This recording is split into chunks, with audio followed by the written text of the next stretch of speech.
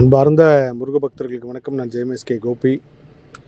இன்னைக்கு தனிக்கா தெய்வ குழந்தையோட பிறந்தநாள் ஆகஸ்ட் 9 ஆகஸ்ட் 9 எப்படியாவது ஆப்ரேஷன் பண்ணிடணும் அப்படின்னு சொல்லி இவங்க அம்மா என்கிட்ட கேட்குறப்போ கிட்டத்தட்ட ஒரு 6 மாதம் இருக்கும். அதுக்கப்புறம் நானும் முருகட்ட உத்தரவு கேட்டு செய்கிறேங்கம்மா, இதுக்கு முன்னாடி ஒரு குழந்தை இருக்குது, அந்த குழந்தைய நிப்பாட்டிட்டு பண்ணுறது சரியா தவறான்னு எனக்கு தெரியல, ஆனால் உங்களுக்கு ஒரு சூழ்நிலை இருக்குது, கண்டிப்பாக முருகர் உத்தரவு கொடுப்பாரு, முருகர்கிட்ட உத்தரவு கேட்டு கண்டிப்பாக இந்த குழந்தைக்கு என்ன தேவையோ அது கிடைக்கும் அப்படின்னு சொல்லி நான் சொல்லியிருந்தேன் அந்த அம்மா கிட்ட.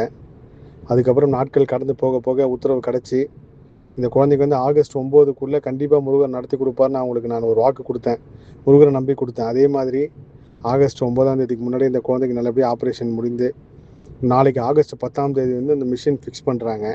ஆல்ரெடி தலைக்குள்ளே ஒரு செவித்திறன் மிஷின் வச்சுட்டாங்க. அதோட தொடர்புடைய வெளியில் இருக்கிற மிஷின் வந்து காக்லேட் மிஷின் வந்து நாளைக்கு பதிவு வைக்கிறாங்க அந்த குழந்தைக்கு. இன்றைக்கி அந்த குழந்தையோட பிறந்தநாள். வடபழனி ஆண்டோட அபிஷேகம்லாம் பார்த்து முருகப்பெருமான் ஆசையோட இந்த குழந்தை வந்து இன்றைக்கி வந்து அவங்க கையில் இந்த சாக்லேட் மாலையை செஞ்சு எடுத்துகிட்டு வந்து கொடுத்தாங்க முருகப்பெருமானுக்கு. இறைவன் கருணை இல்லாமல் ஒரு அணுவும் அசையாதுன்றது வந்து இந்த தெய்வ குழந்தை விஷயத்தை வந்து நான் கண்கூடாக பார்த்தேன்.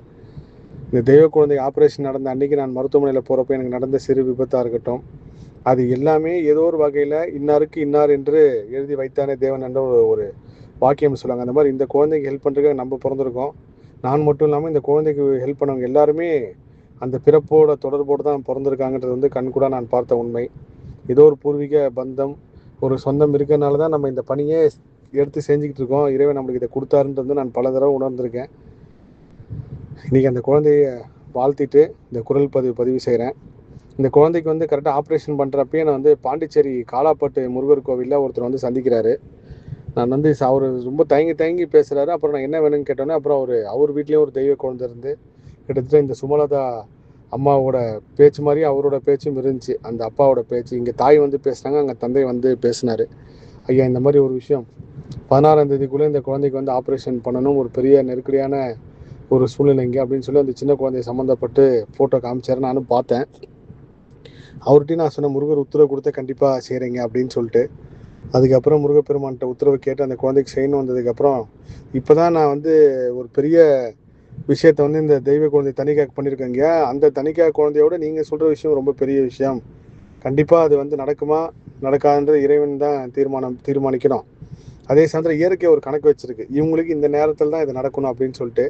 ஸோ இயற்கை அனுமதியோடு கண்டிப்பாக நம்ம செய்வோம் அப்படின்னு சொல்லி அவர் 2-3 நாட்களாகவே என்னை தொடர்பு கொண்டு அந்த உதவி கேட்டிருக்க. இப்போ நான் சொன்னேன், ஐயா தெய்வ குழந்தை தனிக்காக பர்த்டே அன்னைக்கு கண்டிப்பாக உங்கள் காணொலியை வந்து நான் வந்து பதிவு செய்யலான்னு இருக்கேன்னு சொல்லியிருந்தேன். நாளைக்கு 10 அவங்களும் வராங்க அந்த ஹாஸ்பிட்டலுக்கு. அந்த காணொலி பதிவு செய்கிறேன் பாருங்கள். அந்த குழந்தைய பார்க்குறப்பே வந்து ஏதோ இனம் புரியாத ஒரு ஆனந்த கண்ணீர் தான் வருது. அந்த குழந்தையோட 2 வீடியோ அனுப்பிச்சார் எனக்கு அவர். அதில் ஒரு வீடியோவில் வந்து அந்த குழந்தை பண்ண விஷயங்கள் வந்து நம்ம குழந்தை மாதிரி தான் தெய்வ குழந்தையை பார்க்கணுன்றது வந்து நான் கண்கூட உணர்ந்த உண்மை. அந்த காணொலி பாருங்கள். தெய்வ குழந்தை தனிகாக்கு எல்லாரும் வாழ்த்துங்க. விரைவில் செங்கல்பட்டு இருக்குன்றம் பாலமுருகன் கோயில் அன்னையனார் சிலை சமர்ப்பிக்கிறோம்.